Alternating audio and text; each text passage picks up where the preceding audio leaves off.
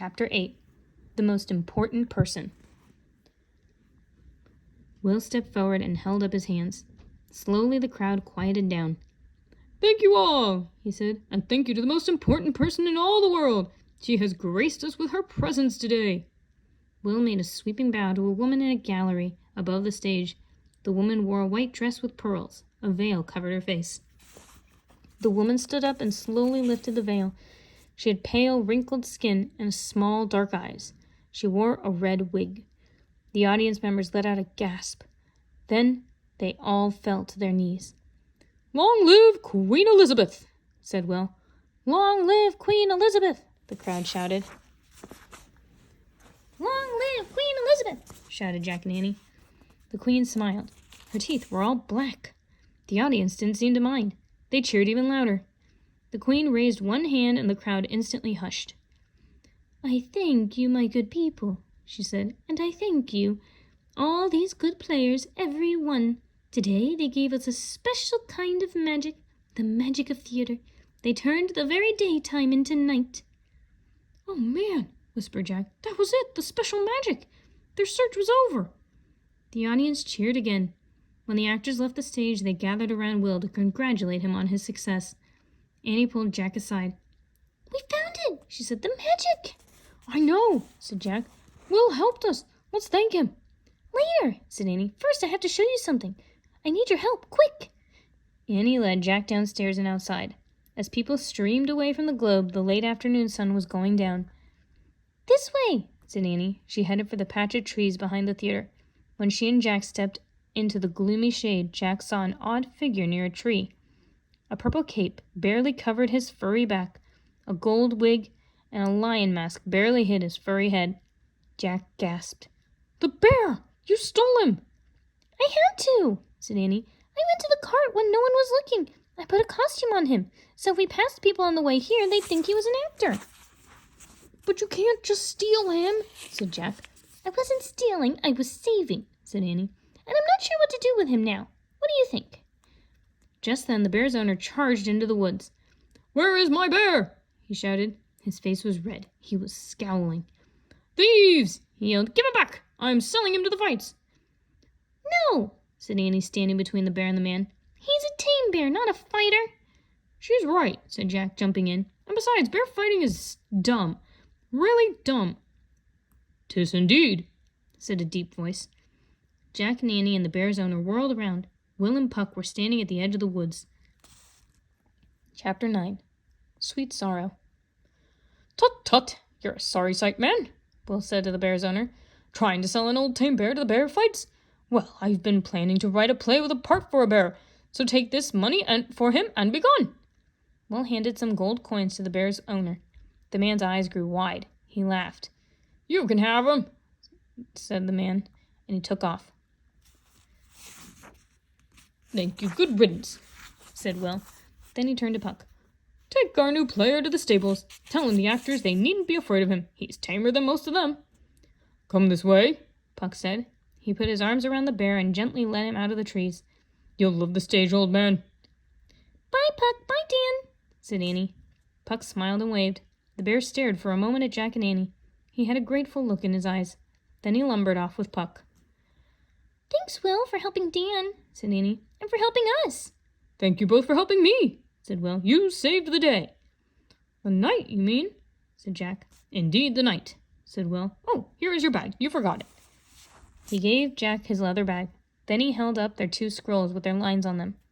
"And you can take these," said Will. He handed them to Jack, and Jack put them in his bag. "Where are you off to now?" said Will. "The other side of London Bridge," said Annie. "Ah, I can take you there in my boat," said Will. "Follow me." Will led them along a dusty path toward the river. The last rays of the sun slanted through the trees. Soon they came to a small rowboat docked on the Thames. "Climb in," said Will. Jack and Annie and Will climbed in. Will untied the boat from the dock, and they began rowing across the river. The water reflected the purple and pink in the sky. Only a few white swans now glided over the shimmering ripples. The river smelled as bad as before, but Jack didn't mind now. He had grown used to it. Jack pulled out his notebook and pencil. "What are you doing?" Will asked. "I want to write some of my memories in my notebook," said Jack. And I'll note you both in my book of memory, said Will. Jack smiled. I have a question, Will, said Annie. Why does Queen Elizabeth have black teeth? Too much sugar, said Will. I hope it doesn't make her feel bad looking that way. I mean, said Annie. Oh, no, she's not the least hurt, said Will. The Queen has no idea how she looks. She hasn't peeked in a good mirror for 20 years. Is that true?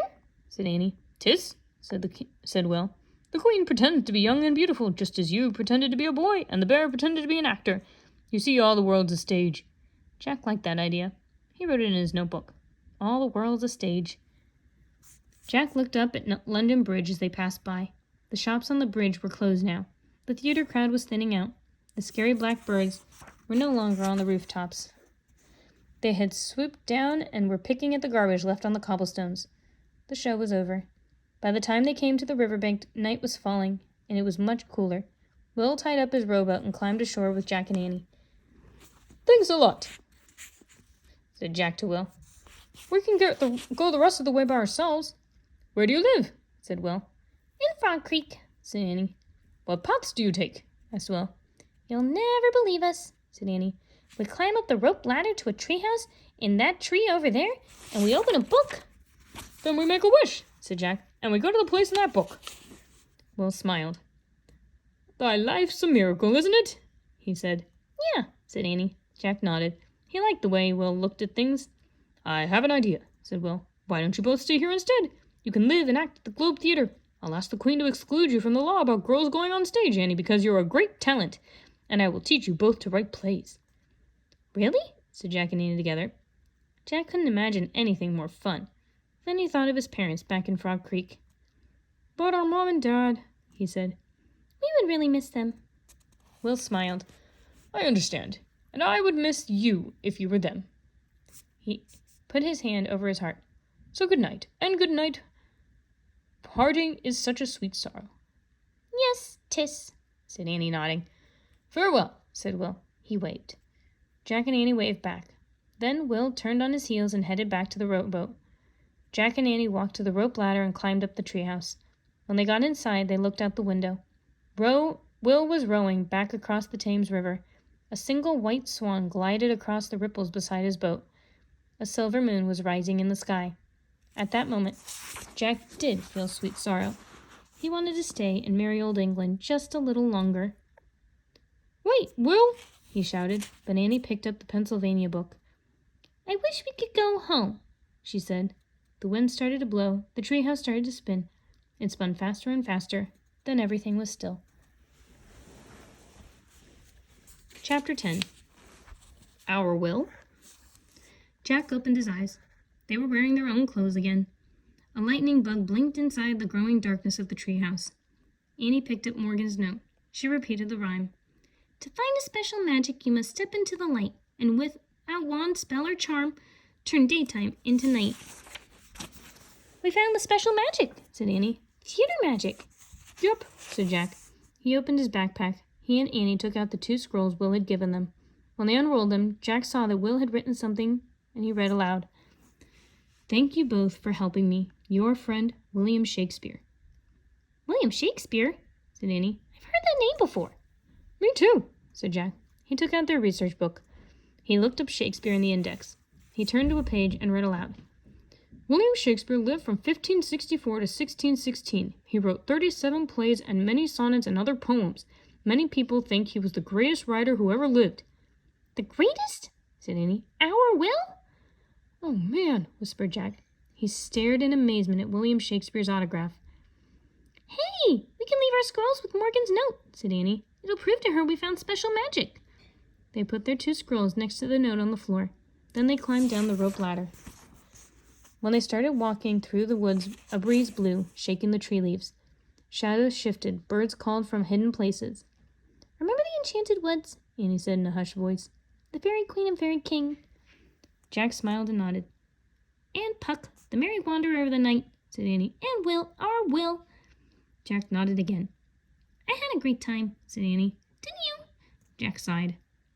Yeah, he said. Then he took a deep breath and spoke very clearly and with feeling. I have had a most rare vision. I have had a dream. William Shakespeare did write a play that included a small part for a bear. That play is called The Winter's Tale.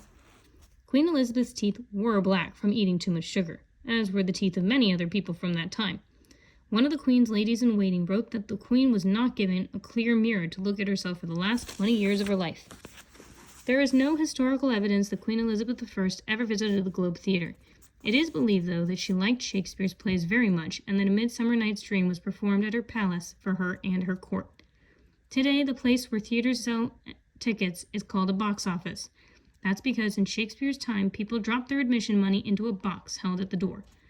The reason actor parts are now called roles is because in Shakespeare time, actors were given scrolls or rolls of paper with only their own lines written on them. For over 400 years, people have been quoting lines written by Shakespeare. Some of the lines quoted in this book are, "I'll note you in my book of memory," from Henry VI. "All the world's a stage," from As You Like It. Good night, parting is such a sweet sorrow," from Romeo and Juliet. "Thy life's a miracle," from King Lear. "I have had a most rare vision. I have had a dream, past the wit of man to say what dream it was," from A Midsummer Night's Dream. It is believed that William Shakespeare invented over 2,000 words and expressions, many of which we use today. Some of Shakespeare's words in this story are blushing, bump, downstairs, excitement, for goodness sakes, forward, gloomy, good riddance, howled, upstairs, tut-tut, swift as shadow, sorry sight, shooting star, long-legged, lonely, and hush.